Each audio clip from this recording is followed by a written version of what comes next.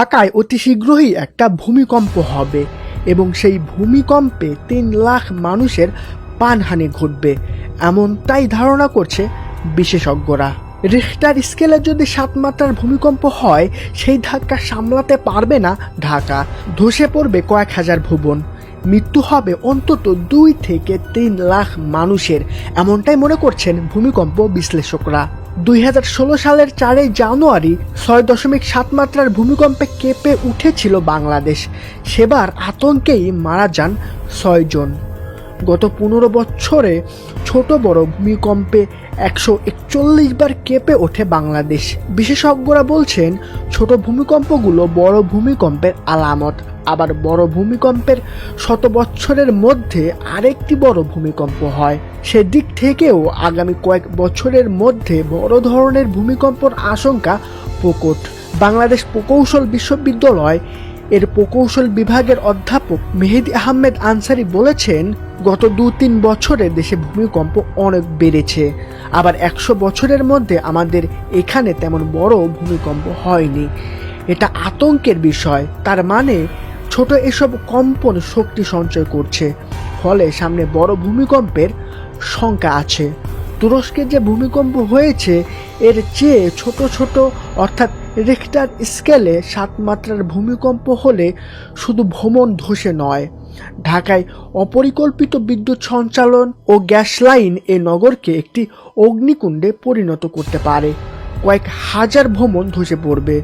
মৃত্যু হতে পারে ২.৫ থেকে ৩ লাখ মানুষের, কারণ আমাদের ভবনগুলো এখনও নিরাপদভাবে তৈরি হচ্ছে না।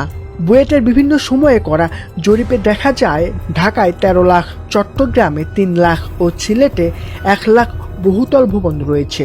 এসব ভবনের ৭৫% হচ্ছে ৬ তলা বা তার চেয়েও উঁচু। ৭ মাত্রার ভূমিকম্প হলে এসব ভবনগুলো ও এর বাসিন্দারা সবচেয়ে বেশি ক্ষতিগ্রস্ত হবেন। সরকারের সমন্বিত দুর্যোগ ব্যবস্থাপনা কর্মসূচির সমীক্ষাতেই বলা হয়েছে, ৭.৫ মাত্রার ভূমিকম্প হলে রাজধানীতে প্রায় ৭২,০০০ ভবন ধসে পড়তে পারে। অধ্যাপক আনসারি বলেছেন, দ্রুত দেশের ২০ লাখ বহুতল ভবনের সবকটিকে ভূমিকম্প সহনশীল করতে হবে। সেটা করার মতো কারিগরি দক্ষতা এবং সামর্থ্য বাংলাদেশের আছে, তবে এজন্য সরকারের জরুরি উদ্যোগ দরকার। সারা দেশে বড় বড় শহরে সিটি কর্পোরেশনের মাধ্যমে সেখানকার বাসাবাড়ি ভূমিকম্প সহনশীল কিনা সেটা যাচাই করতে হবে। কোনো বাসা খারাপ থাকলে মজবুত করার ব্যবস্থা করতে হবে, কারণ ভূমিকম্পে ৯০% মানুষ মারা যায় ভবন ধসে। বেসরকারি সংগঠন ডিজাস্টার ফোরামের তথ্য অনুযায়ী ২০০৮ থেকে ২০১৭ সাল পর্যন্ত 10 ঝড়ে বাংলাদেশে ৮৭ বার ভূমিকম্প হয়। এ সময় মারা যান ১৫ জন, এর মধ্যে ১৩ জনের মৃত্যু আতঙ্কিত হয়ে। প্রাণহানি সহ ক্ষয়ক্ষতির পরিমাণ শহরাঞ্চলে বেশি। ২০১১ সালের ১৮ সেপ্টেম্বর সারা দেশে ৬.৯ মাত্রার ভূমিকম্প অনুভব হয়, যার উৎপত্তিস্থল ছিল ঢাকা থেকে ৪৯৬ কিলোমিটার দূরে সিকিম নেপাল সীমান্তে। ১৮৫৭ সালের পর ঢাকার এত কাছে আর কোনো ভূমিকম্পের উৎপত্তিস্থল ছিল না। আবহাওয়া অধিদপ্তরের তথ্য অনুযায়ী ২০১৮ সাল থেকে ২০২২ সাল পর্যন্ত ৫৭টি ভূমিকম্পের প্রভাবে কেঁপেছে বাংলাদেশ। সর্বশেষ গত ৫ ডিসেম্বর সকাল ৯টা ২:৫৩ ভূমিকম্পে কাঁপে দেশ। রিখটার স্কেলে ৫.২ মাত্রার এই ভূমিকম্পের উৎপত্তিস্থল ছিল বঙ্গোপসাগর। বাংলাদেশে যদি বড় ধরনের ভূমিকম্প হয়, তার জন্য উদ্ধার তৎপরতার প্রস্তুতি কেমন? ফায়ার সার্ভিস ও সিভিল ডিফেন্সের সাবেক মহাসচিব আলী আহমেদ খান এ প্রসঙ্গে বলেছেন, আমাদের খুব বেশি প্রস্তুতি নেই। সবচেয়ে বেশি যেটা জরুরি, সম্মিলিত উদ্ধার তৎপরতা।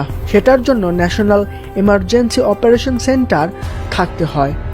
সেটা এখন সময়ের দাবি। তবে সরকার কিছু উদ্যোগ নিয়েছে, সেটা বাস্তবায়ন করা গেলে পরিস্থিতির উন্নতি হতে পারে। যেমন ড্যাব বাস্তবায়ন হলে ঢাকা শহরে আর বহুতল ভবন হবে না, পাশাপাশি যে ভবনগুলো আগে রয়েছে সেগুলো ভূমিকম্প সহনশীল পরীক্ষা করে নিশ্চিত করতে হবে। তুরস্কের ভূমিকম্পের পর দুর্যোগ ব্যবস্থাপনা ও ত্রাণ প্রতিমন্ত্রী ডক্টর মোহাম্মদ এনামুল রহমান বলেছেন, প্রতিটি দুর্যোগ থেকে আমরা শিক্ষা নিচ্ছি, সে অনুযায়ী নানা পদক্ষেপ নিচ্ছি। তবে রাতারাতি সব বাস্তবায়ন সম্ভব নয়। বাংলাদেশকে ভূমিকম্প সহনীয় দেশ হিসেবে গড়ে তুলতে জাপানের সঙ্গে 4 দফা বৈঠক হয়েছে, একটি সমঝোতা স্মারক তৈরি হয়েছে। সেই অনুযায়ী 3 ধাপে বাংলাদেশকে ভূমিকম্প সহনশীল রাষ্ট্র হিসেবে গড়ে তোলা হবে। ভূতত্ত্ববিদরা বলেছেন, ভূমিকম্পের মতো দুর্যোগের পর নিরাপদ আশ্রয় হিসেবে প্রয়োজনীয় খোলা জায়গা নেই ঢাকা শহরে। ভবন নির্মাণের ক্ষেত্রে বাংলাদেশ ন্যাশনাল বিল্ডিং কোড মেনে চলার নির্দেশ থাকলেও রাজধানীর বেশিরভাগ ভবন মালিকই তা মানছেন না। এ বিষয়ে আইন হওয়ার প্রায় 15 বছর পরও এটি বাস্তবায়ন না হওয়ায় রাজধানীতে বাড়ছে ঝুঁকিপূর্ণ ভবন এবং ভূমিকম্পের ক্ষতিকর আশঙ্কা।